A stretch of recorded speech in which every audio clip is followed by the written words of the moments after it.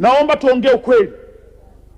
Wabunge wa Bunge la Jamhuri ya Muungano wa Tanzania tumekataa kuwa wanafiki, tumekataa kuwa vigeugeu kwenye swala la bodaboda, tumekataa. Na hii ni kwa sababu wakati tunagombea, hawa vijana wa bodaboda ndio lilikuwa jeshi kubwa tunalitanguliza mbele ili tuweze kupata ushindi katika majimbo yetu.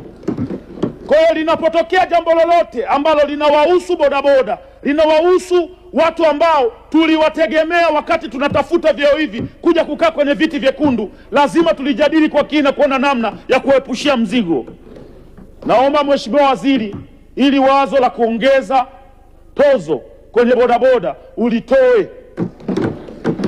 Na mimi wakati nagombea nilijitabanisha wazi kwamba mimi ndo mfalme wa bodaboda katika nchi ya Tanzania. Hatutakubali kuona vijana wanaongezewa mzigo. 75%, nendeni mkachunguze, 75% ya bodaboda ni darasa la 7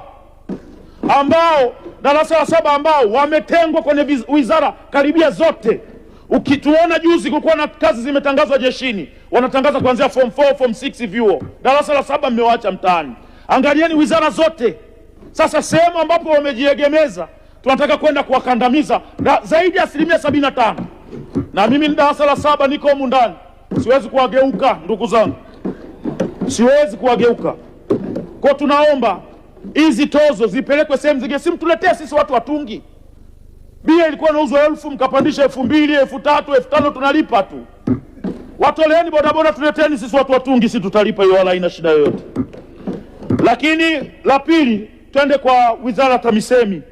Naomba sana, nyie ndiye mmebeba tunasema sifa ya chama chetu cha Mapinduzi. Nyie ndiye mmebeba maono ya wabunge wote karibia humu ndani. Ukisikia wabunge wote wameongelea kuhusu barabara, wameongelea kuhusu vituo vya afya, ni nyie TAMISEMI. Tunategemea kwa kupitisha bajeti hii ya zaidi ya trilioni 62